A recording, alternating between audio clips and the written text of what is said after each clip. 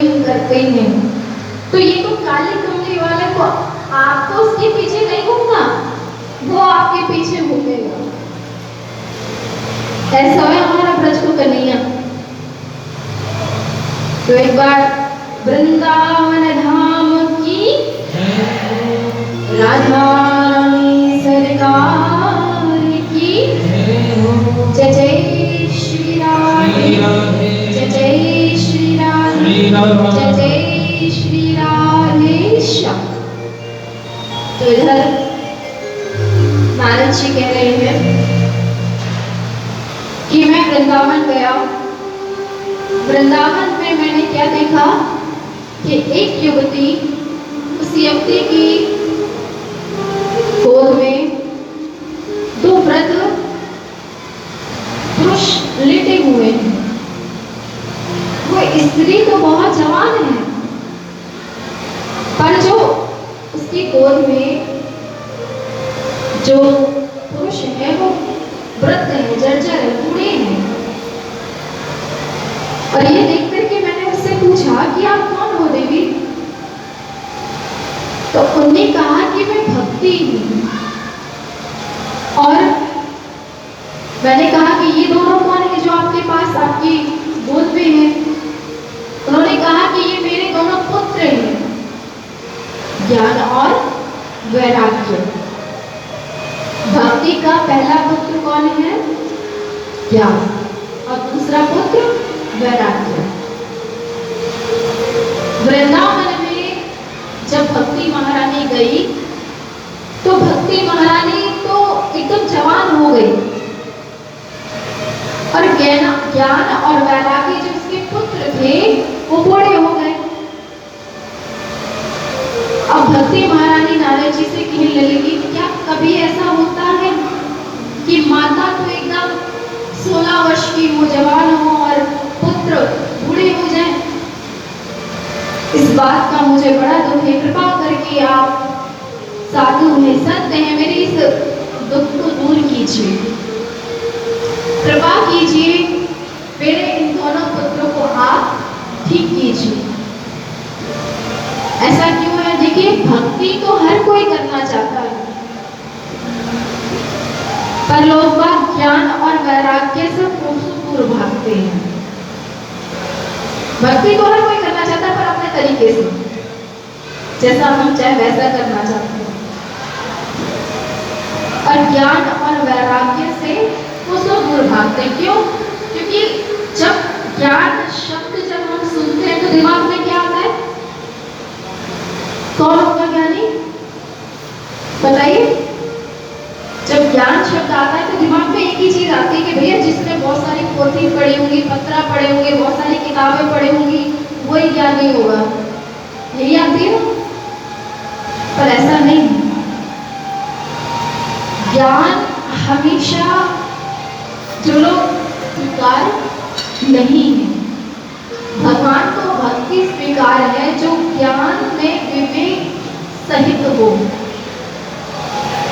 आपने रामायण तो पढ़ी होगी, रामायण देखी भी होगी। जो रावण था क्या कम ज्ञानी था? आप जानते हैं, जो रावण था वो बहुत ज्ञानी था, बहुत विद्वान था। जब भोले बाबा को वो अपने श्लोक सुनाता था ना डमरू की नाद पे, तो भोले बाबा भी बड़े प्रसन्न हो जाते थे। कितना ज्ञानी था, कितना ज्ञानी होकर के भी, और उसमें क्या नहीं था? विवेक नहीं था। और विवेक पूर्ण अगर ज्ञान ना हो तो भगवान उसको स्वीकार नहीं करते, उसकी भक्ति को स्वीकार नहीं करते। और दूसरा पुत्र कौन है? वैराग्य। और वैराग्य सुनते ही क्या याद आता है? वैराग्य शब्द सुनते ही क्या याद आता है? धर्म। वैराग्य होता है अपने घर में ग्रस्त जीवन को जीते हुए, अपने नित्य कर्मों को करते हुए, तब आप भगवान को प्राप्त कर ले, भगवान से प्रीति कर ले, वो होता है वैराग्य। ज्यादातर देखा है कि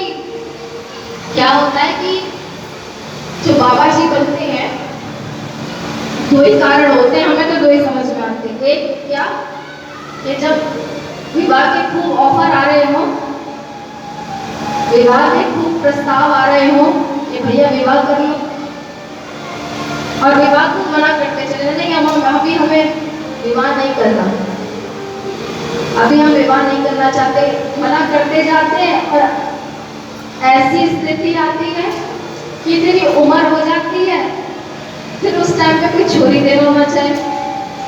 जब ऑफर थे तब ब्याह ना करो, और जब ब्याह करना चाहो तो कोई छोरी ना देना चाहे। तो वह अवस्था में बस एक ही चीज सूझेगा, अरे भैया ब्रह्मचारी बन जाओ, वैरागी बन जाओ।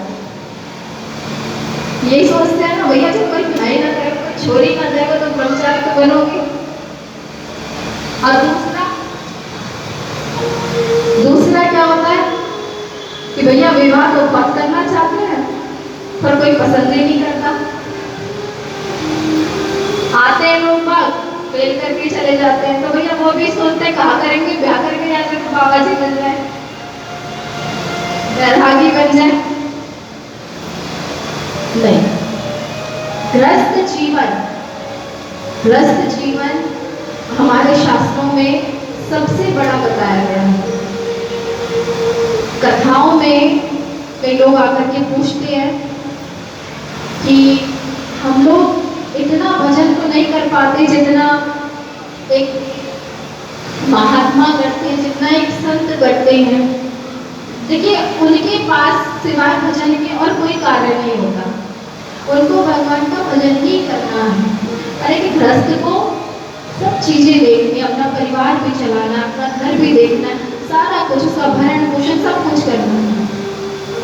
पर उसके रहते अगर आप भगवान को याद करते हैं, भगवान को भजते हैं, आप भगवान का स्मरण करते हैं, तो ऐसी भक्ति हमारे गोविंद को बहुत प्रिय है।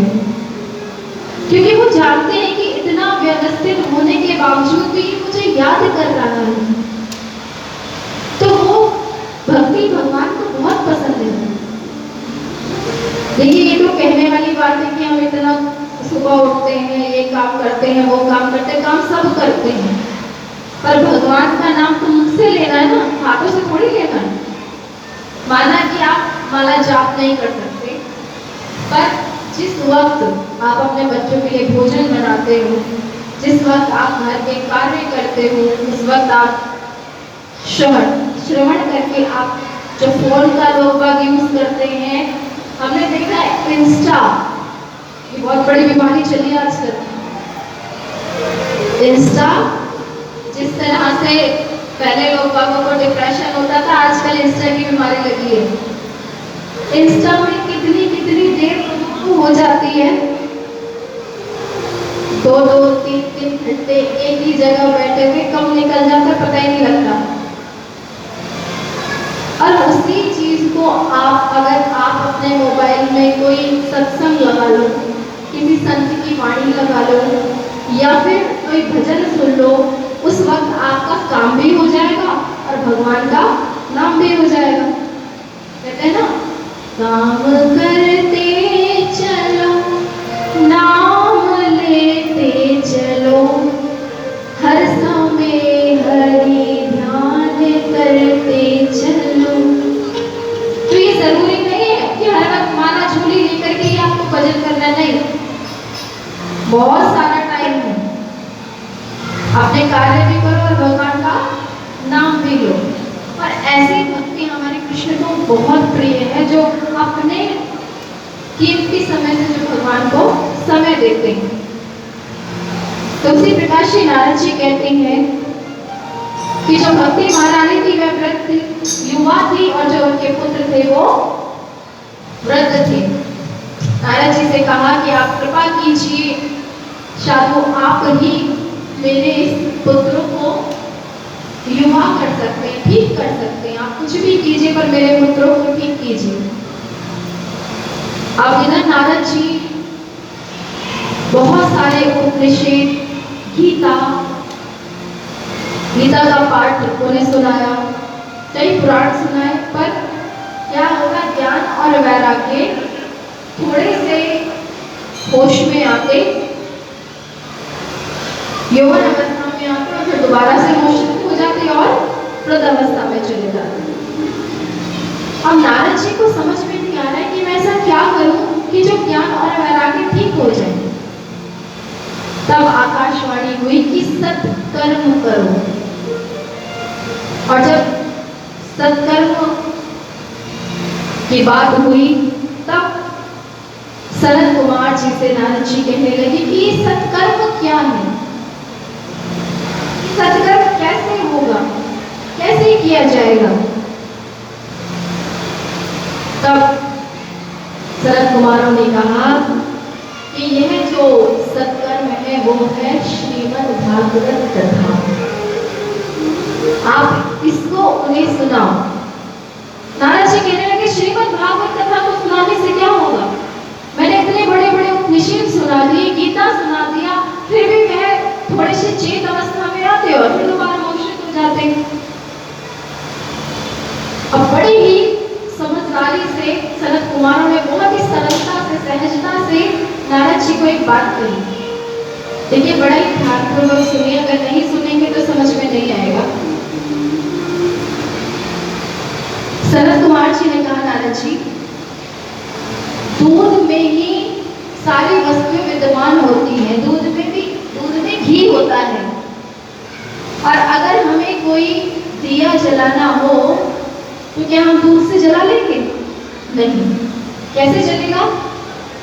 पहले दूध से दही बनाया जाएगा, दही बनाएंगे ना, दही बनाएंगे, फिर उसको भिगोएंगे, उसको मक्खन अलग करेंगे, छाछ अलग होगी, फिर उस मक्खन से हम उसको ताएंगे तो क्या होगा? घी बनेगा, और फिर उस घी से ही दीपक प्रज्वलित होगा।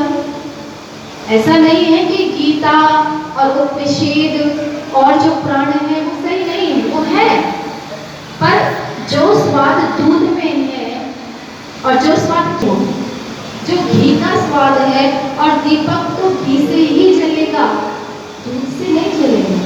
जितने भी ये गीता है, जितने भी उपनिषद है, ये दूध के समान है, और उन्हीं में ही उसका जो घी है, दूध का जो घी है वो क्या है? श्रीमद् भागवत। श्रीमद् भागवत कथा जो है वो घी के समान है। तो इसलिए तुम श्रीमद् भागवत कथा का गान करो, भगवान के गुणानुवादों को उन्हें श्रवण कराओ। अब जब इस बात को कहा, नारद जी कहने लगे जब ये भी बता दिया तो ये बता दो कि भैया स्थान कहाँ पे करनी चाहिए, कैसा स्थान होना चाहिए, कैसी जगह होनी चाहिए। तब सनत कुमारों ने कहा कि वैसे तो भगवान का नाम लेने के लिए कोई